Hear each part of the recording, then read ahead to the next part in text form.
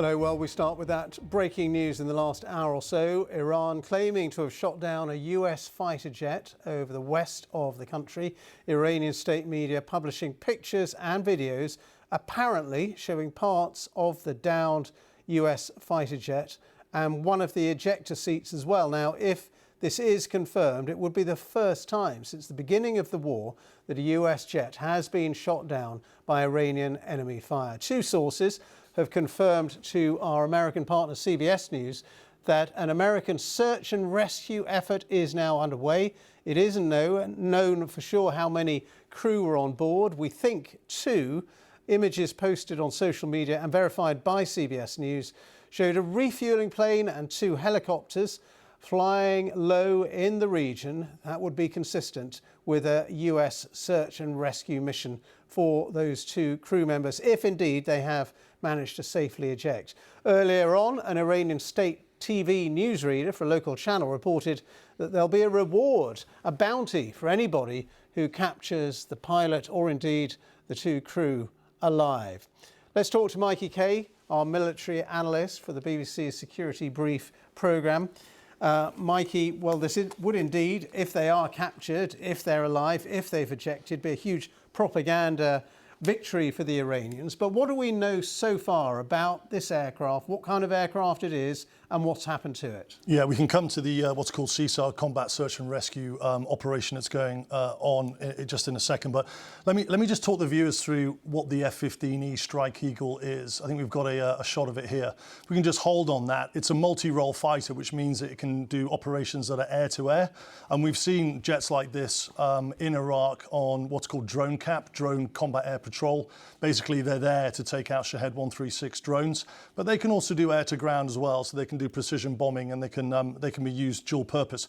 What's important, Ben, is that it is a two-crewed aircraft. You've got a pilot in the front and you've got what's called a WISO, a weapons systems operator, in the back. Now, what we do know is that these aircraft have deployed from RAF Lakenheath near Cambridge, and they're part of the 494th Fighter Squadron, which is part of the 48th Fighter Wing, based out of RAF Lakenheath. Now, when it comes to the debris, now open source intelligence, there was chatter on open source intelligence a few hours ago kind of breaking this, and obviously we need corroboration on it.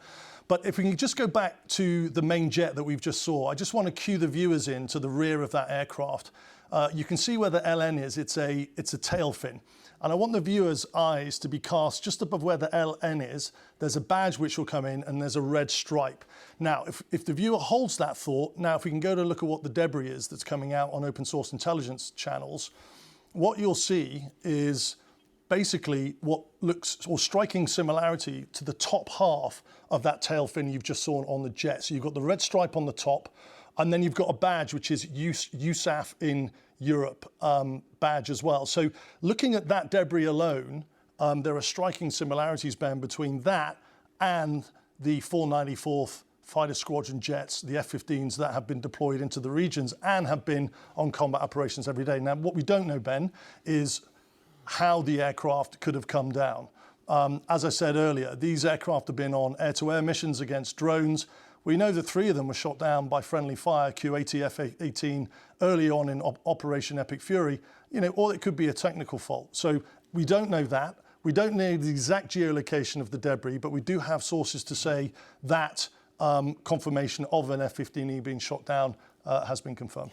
And normally there'd be two crew on board a fighter jet like that. How would they eject? What's the likelihood that they did eject?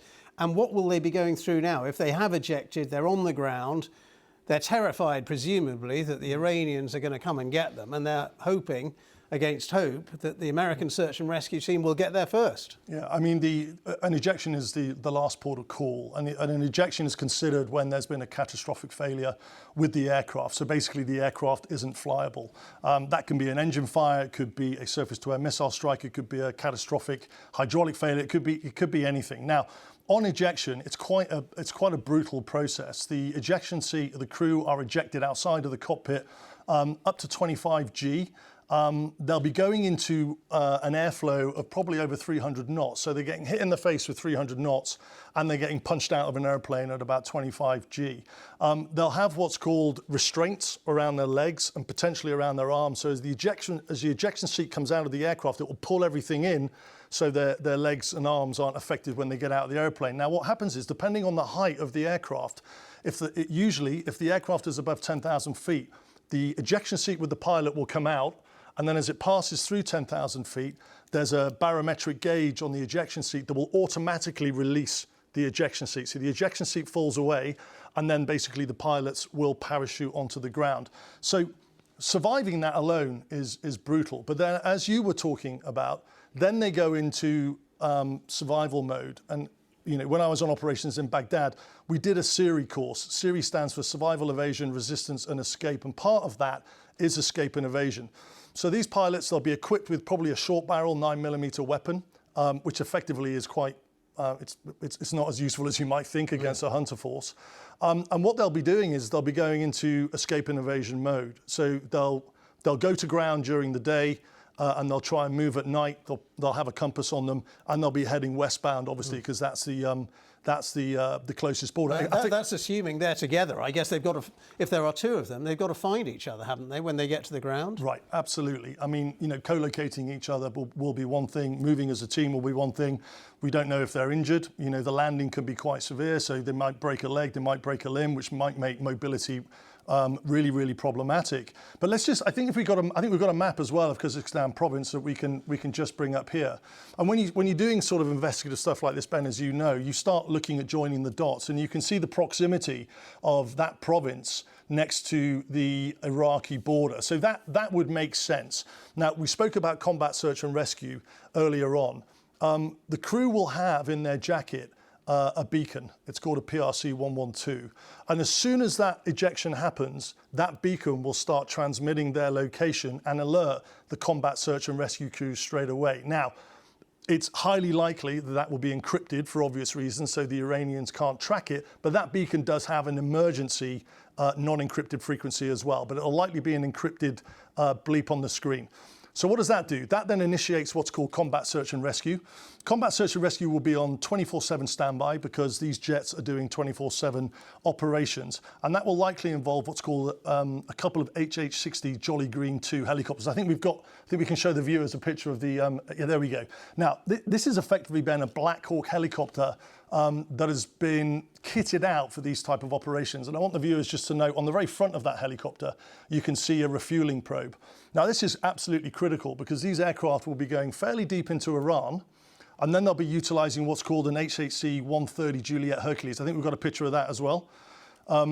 So those helicopters will be basically their priority mission. They'll be working in conjunction with that aircraft, which is the HC-130J. And that aircraft will be there to conduct what's called ABTT, which is airborne talk-through, so to provide communications, but also refuel, because the priority of these assets, the combat search and rescue assets, is to identify and extract those crews. It's basically a race against time now.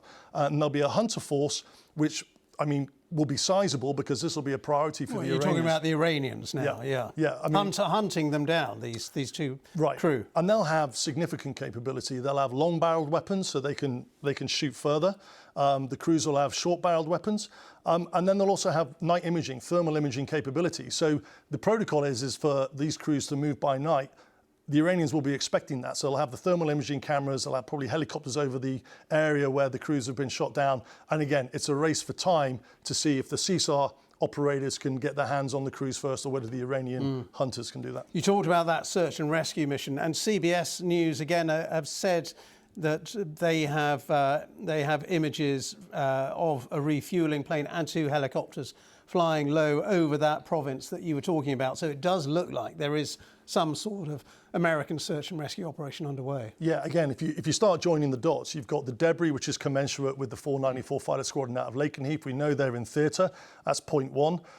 Point two is you've then got open source intelligence as well, citing these assets, these combat search and rescue assets.